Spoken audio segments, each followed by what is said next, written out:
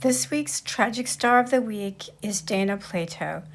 There aren't very many stories sadder than Dana Plato's. She was America's sweetheart on Different Strokes for 6 years, but once that series ended, everything just sort of fell apart for this girl.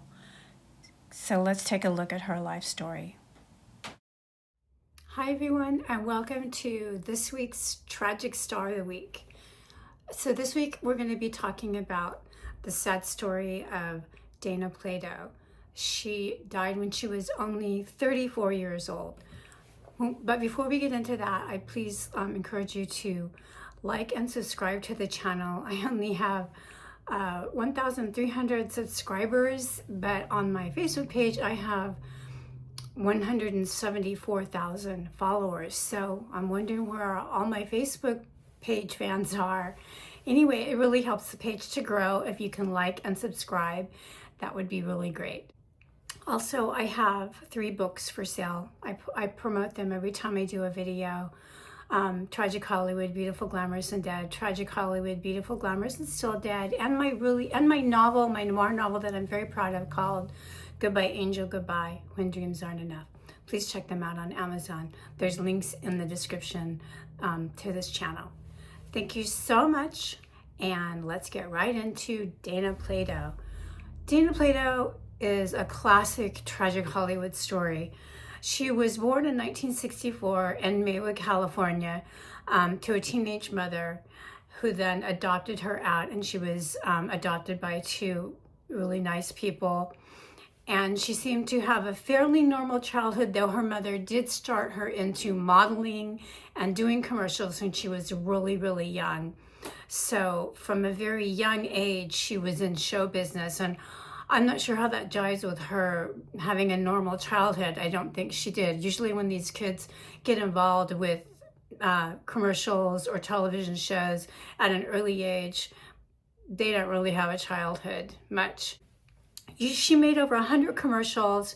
She was in several movies, kind of like bit parts. She did have a memorable part in a kind of campy horror movie called The Legend of Boggy Creek, and she co-starred with another famous television personality, Dawn Wells, who was Mary Ann from Gilligan's Island. This was kind of a change up for Dawn Wells, who was used to playing a goody two-shoes.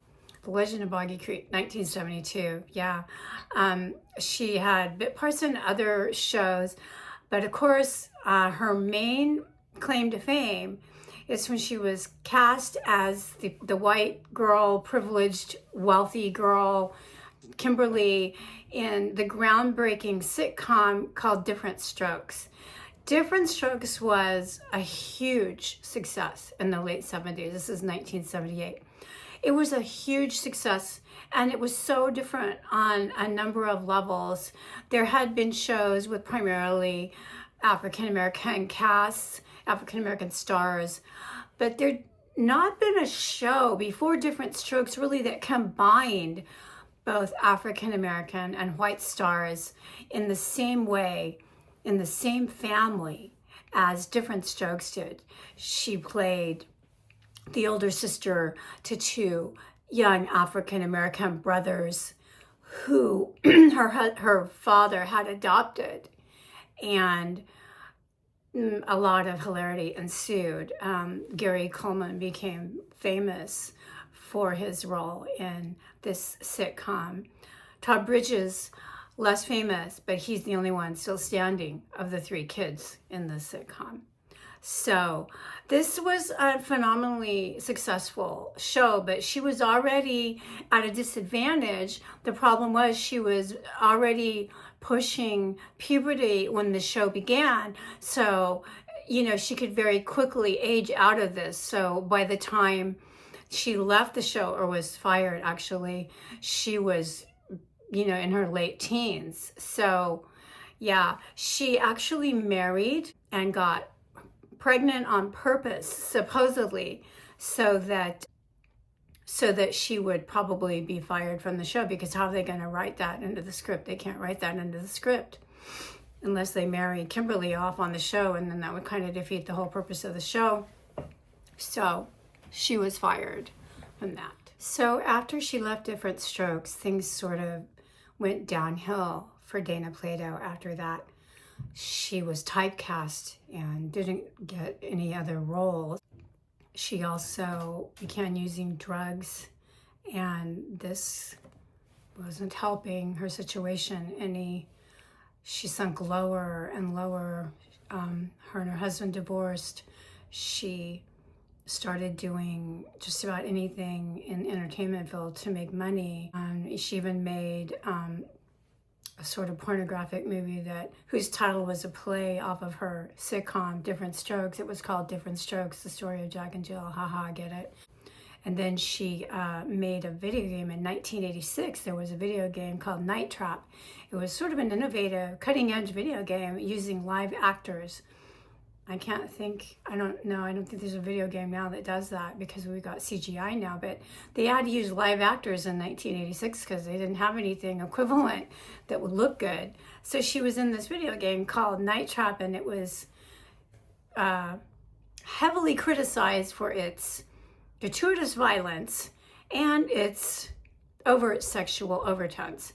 So, but she was one of the first celebrities to ever appear in a video game, so Night Trap, there you go. Around this time, she got breast pence, and in 1989, she appeared in Playboy magazine. But as the 80s became the 90s, Dana Plato just sort of became very lost. She moved to Las Vegas at one point. She was starving. She was desperate. She tried working as a hostess, but it didn't work out. So she began working at a laundromat, Fluff and Fold, or something like that, in which she actually was high praise. She earned high praise from the customers there because they said she didn't make any errors. So that's interesting that she was actually working in a laundromat. In 1991, while she was living in Las Vegas, she tried to hold up a video store. So the video clerk immediately recognized her as Kimberly on Different Strokes. The 911 call, you can hear him saying, Kimberly on Different Strokes just tried to rob me. So she was easily found. She was arrested, but received a suspended sentence for that. And she was arrested again that same year for trying to forge a Valium prescription. So she was definitely not doing well in the 90s at all.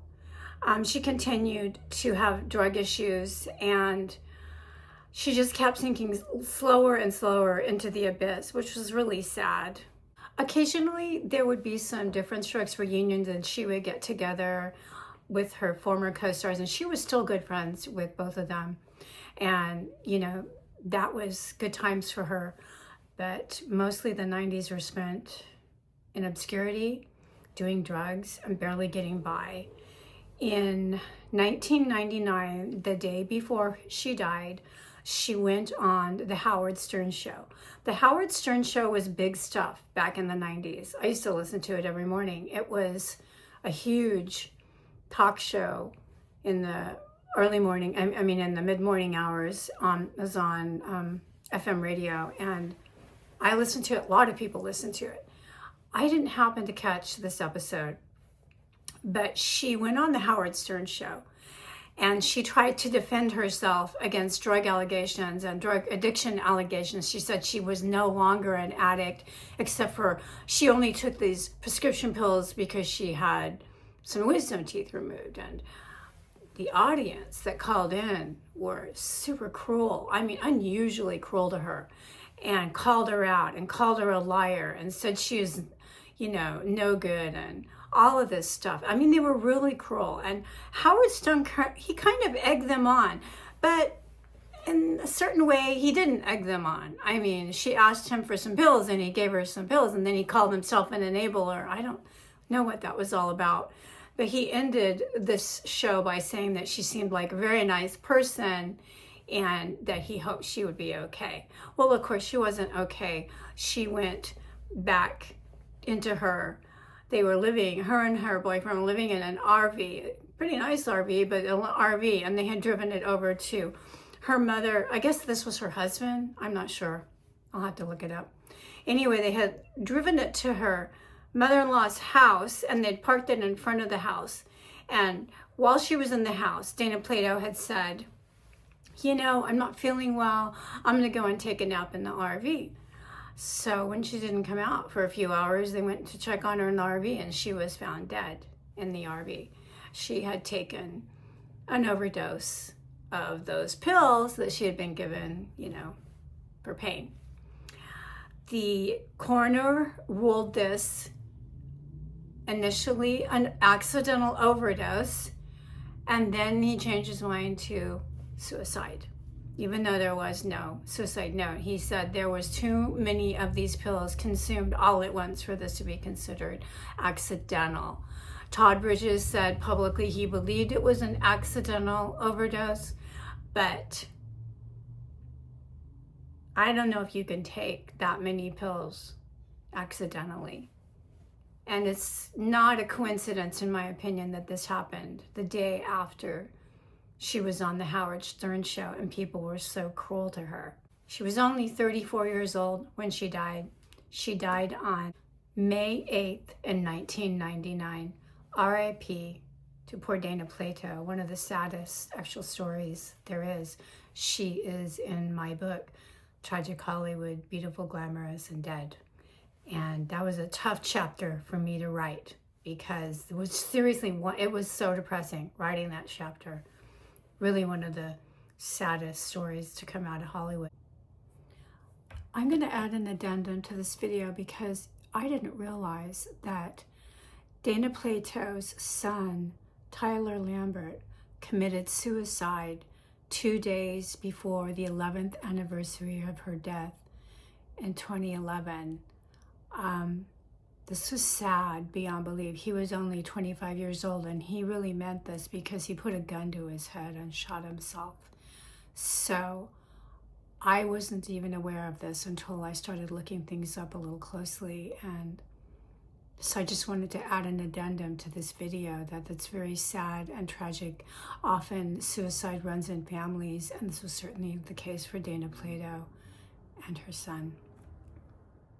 Please, if you or anyone you know is having a mental health crisis, call or text 988 for help.